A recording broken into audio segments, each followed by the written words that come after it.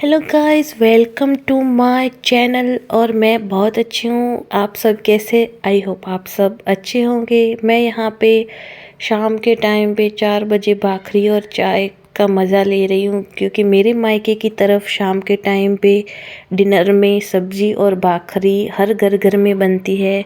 और हमारे घर चाय, भाखरी और फ्राई मिर्च, हरी मिर्च बनती रहती थी। और ससुराल में आने के बाद यहाँ पे कभी मन किया तो हम देवरानी जेठानी मिल के बनाते हैं, कभी ही बनती है। तो आज मेरा मन कर गया था, मायके वाली फीलिंग बस आ गई थी, तो मैंने बना ली।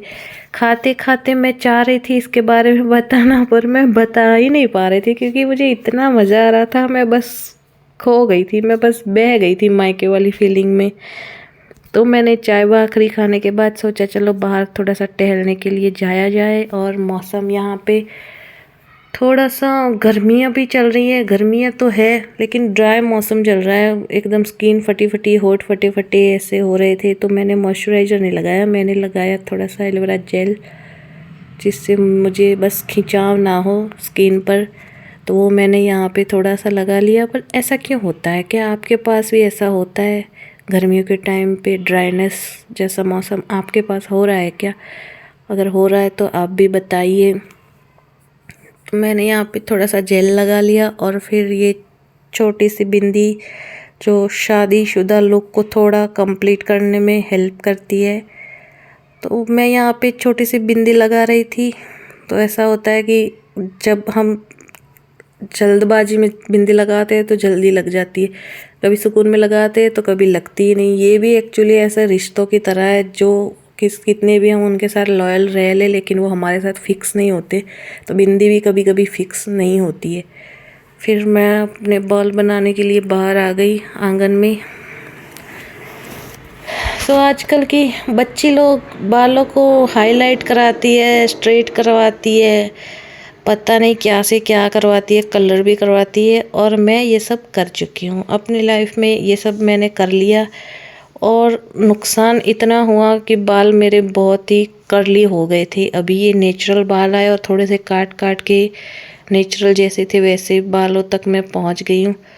बाल मेरे बहुत ही शाइनी और सिल्की है कि हस्बैंड जी देख के सीधा ही फ्लैट हो जाए। लेकिन मैं अपने हेयर वॉश करके दोपहर के टाइम पे लेट गई थी ऐसे कैचर को लगा के, तो क्लेचर की वजह से बाल ऐसे खड़े हो गए। इसमें तो हस्बैंड जी देख के फ्लैट क्या होंगे, अटक ही जाएंगे, मिलेंगे भी नहीं, खो जाएंगे।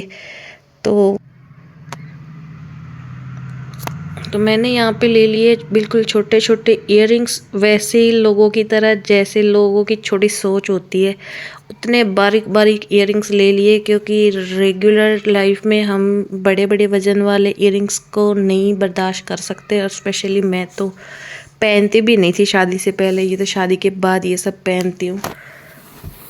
ये मैंने फिक्स कर लिए अपने इयररिंग्स। और उसके बाद आता है बारी ये छोटे से शादी के लुक को एकदम पूरा कंप्लीट करने के लिए। एक चुटकी सिंदूर, और एक चुटकी सिंदूर के बदले पता नहीं कहीं कहीं वाइफ को पता नहीं क्या क्या अपने मेंटल हेल्थ और कई कई चीज़ों से गुजरना पड़ता है। मैं वैसे बिंदास हूँ, मैं इतना सोचती थी, मैं परेशान रहती नहीं। तो अपने लिए तो शादी ठीक है, अच्छी है, गुड। तो अपने आप को बस ऐसे निखार के सोच के कि चलो हो गया लुक कंप्लीट। और क्या कर सकते हैं, अब शादी कर लिया तो ये सब करना तो पड़ेगा ही, तो कर लिया। अब हम चले गए वॉक पे। वॉक तो मैं नहीं करती हूँ पहले की तरह, बस टहलने चली गई थी। और वहाँ पे कोई था ही नहीं, कोई होता तो मैं वीडियो नहीं बनाती। तो मैं अकेली थी, तो मैंने यहाँ पे वीडियो शूट करना चालू कर दिया। और अकेली अकेली बस माता जी का मंदिर है, उधर जाके ग्राउंड पे टहलती रहती हूँ। तो मैं अकेली हूँ, देखो पीछे बैकग्राउंड में भी आपको कोई भी नज़र नहीं आ रहा होगा, क्योंकि कोई है ही नहीं, सिर्फ मैं ही थी और कोई आया ही नहीं था। बच्चों की एग्ज़ाम चल रहे हैं, तो मेरी कुछ सहेलियाँ हैं जो आती नहीं हैं, तो मैं तो अकेली एकदम यहाँ पे टहल रही थी, वीडियो बना रही थी। सोच रही थी कुछ बोलूँगी तो कोई कहेगा ये देख लो, ये किससे बातें कर रही है इतनी, पूरे खुले में मैदान में जाके वीडियो कॉल पे फ़ोन ऊपर करके किससे बातें कर रही है। मैंने नई बात नहीं की, बस ऐसे ही शूट कर लिया। और देखो यहाँ पे मैंने एक छोटा सा मोमेंट कैप्चर किया। यहाँ पे ये बच्चे खेल रहे थे। ये बच्चे ऐसे दुबले पतले से हैं, इनकी हड्डी पसली एकदम एक हुई पड़ी है। इन लोगों को खाना नहीं मिलता और हम लोगों को मोटिवेशन नहीं मिलता वेट कम करने के लिए। दोनों के हालत सेम टू सेम एक जैसी है। इसकी माँ देखो कैसी कुपोषित हुई हुई है। इसको कोई टीके लगवाओ, जाके इसकी बीमारियाँ ठीक करवाओ। और इस टाइम पे अभी मम्मी जी घर पे नहीं है, तो मम्मी जी करती है दिया अगरबत्ती ये सब पूजा पाठ, सब उनका काम है, मैं नहीं करती। ये नहीं है कि मेरा काम नहीं है, घर में जो भी होता है वो शाम के टाइम पे दिया जला सकता है, तो मैं ये सब वो होते हैं तो उनके रहते मैं नहीं करती।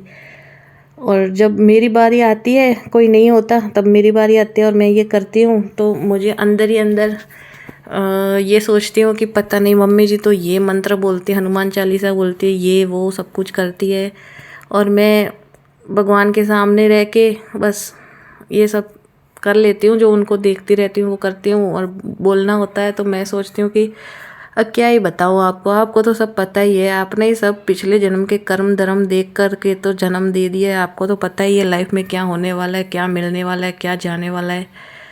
तो मैं आपसे क्या ही बताऊँ। वैसे मुझे बताना आता भी नहीं है, ऊपर वाले से मांगना भी नहीं आता है। बस ये कर लेती हूँ मैं, दिया जलाना, हाथ जोड़ना, बस इतना ही होता है मुझसे। तो एक दिया मंदिर में और एक दिया किचन में, ऐसे 2 दिए जलाते हैं हमारे घर में। फिर अगरबत्ती लाजमी है घर में 3 अगरबत्तियाँ तो जलानी ही होती है, क्योंकि मम्मी जी ने बोला हुआ है कि 3 अगरबत्तियाँ जलाओ या 5 जलाओ। मैंने जला दी है 3 अगरबत्तियाँ और पूरे घर में नेगेटिविटी को भगाने के लिए बस चल पड़ी मैं, अगरबत्तियाँ लेके फिर पूरे घर में घुमा दी। अच्छा होता है स्पिरिचुअल होना, पूजा पाठ में मन लगना, भगवान का नाम लेना। और मेरा ऐसा है कि मेरा जब अंदर से मन करता है तभी मैं हाथ जोड़ती हूँ। ऐसे नहीं कि 4 लोग देख रहे हैं तो मंदिर चले गए, उनके सामने माथा टेक दिया, बहुत देर तक मांगते रहे, होठों को फड़फड़ाते रहते।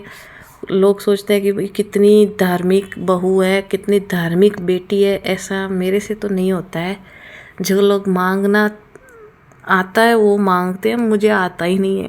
मैं मंदिर में भी जाती हूँ, मेरी यही सिचुएशन होती है, बस माथा टेक दिया। और ये है आज की कुछ सेल्फी मोटेपन की। Thank you for watching.